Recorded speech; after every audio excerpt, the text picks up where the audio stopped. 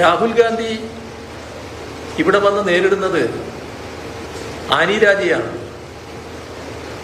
Annie രാജ ദേശീയ തലത്തിൽ തന്നെ എല്ലാവർക്കും അറിയപ്പെടുന്ന ഒരു ഇടതുപക്ഷ നേതാവാണല്ലോ. അവരല്ലേ മണിപ്പൂരിൻ്റെ കാര്യത്തിൽ രാജ്യദ്രോഹിയായി ചിത്രീകരിക്കപ്പെട്ടിരുന്നത്? എന്തിനായിരുന്നു അത്? ബി ജെ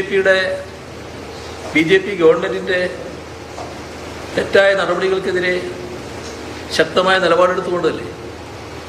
അവരുടെ നേതൃത്വത്തിലുള്ള ഫാക്ട് ഫൈൻഡിങ് സംവിധാനമല്ലേ അവിടെ എത്ര ക്രിസ്ത്യാനികൾ അതിക്രൂരമായി വേട്ടയാടപ്പെട്ടു എന്ന അവസ്ഥ പുറത്തു കൊണ്ടുവന്നു.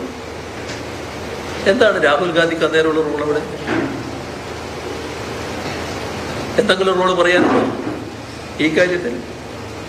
രാജ്യം കണ്ട ഇതുപോലുള്ള ഒരുപാട് പ്രതിഷേധമുയരുന്ന സംഭവങ്ങൾ വന്നല്ലോ.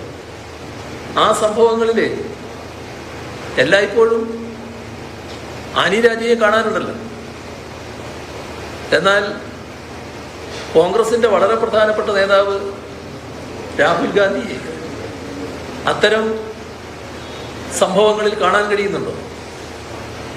അപ്പോൾ അദ്ദേഹം ഇവിടെ വന്ന് മത്സരിക്കണോ മത്സരിക്കണ്ടേ എന്നൊക്കെയുള്ള അവർ തീരുമാനിക്കേണ്ട കാര്യമാണ്. പക്ഷെ അതിൻ്റെ അനൗചിത്യം രാജ്യമാകെ ചർച്ച ചെയ്യപ്പെട്ട കാര്യമാണ്. എന്തുകൊണ്ട് ബി ജെ പിയുമായി നേരിട്ട് ഏറ്റുമുട്ടാതെ ഇത്തരമൊരു നിലപാടിലേക്ക് വന്നു എന്നുള്ളത് എല്ലാവരും ചർച്ച ചെയ്യുന്ന കാര്യമാണ്.